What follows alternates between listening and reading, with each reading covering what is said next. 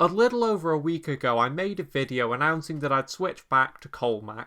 So now, a little over a week later, I'm here to say that I've stuck with it, and honestly I couldn't be happier. I think this time is going to be the time that I stick with it permanently. So let's talk about my experiences with Colemak right now on the Linux Lounge. So really in this video I want to talk about how I've been getting on with Colemak. And I have to say, I'm getting on with it really well. I'm at the point now where I don't even have to think about where the letters are while I'm typing. It just feels natural now. Which as far as I'm concerned, means that I've learnt to use Colemak, and I'm now at the point where I can get faster and faster with it.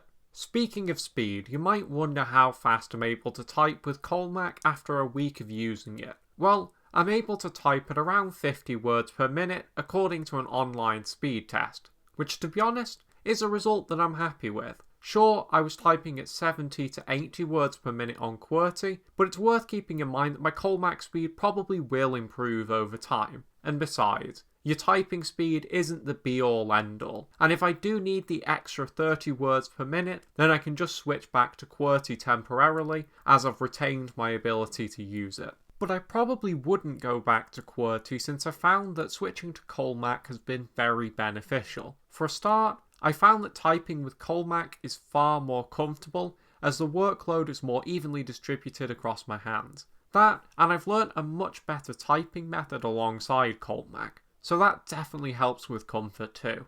Additionally, thanks to the increased comfort that's come from using Colemak, my hands are generally far more comfortable throughout the day. I've been feeling the need to crack my knuckles a lot less, and the index finger that was starting to feel a bit stiff is now feeling much better. I think that I still have a long way to go before I start reaping the full benefits of Colemak, but considering I'm only a week in, I think that this is truly a life-changing difference. The best part of all this is that I haven't found any downsides to switching to Colemak. Sure, switching back to QWERTY sometimes feels weird, but I haven't lost any typing speed, so I guess it only feels weird because Colemak feels so much more natural by comparison, if that makes any sense. Another fear that I had about Colemak is that it'd mess around with the keyboard shortcuts that I use every day, but to be honest, I haven't really found that at all. Most of the keyboard shortcuts that I use haven't changed at all, and the ones that have changed are still in a pretty logical position that was close to the QWERTY location, so I'm still able to use them just fine. So yeah, in conclusion, I'm really happy with having switched back to Colemak, and I'm definitely excited to see where things go moving forward. So if you're someone who is considering making the switch to Colemak yourself, I'd say go for it. But with that said, that's it for today's video. I'll be sure to make a follow-up letting you know how I get on with Colemak in the future.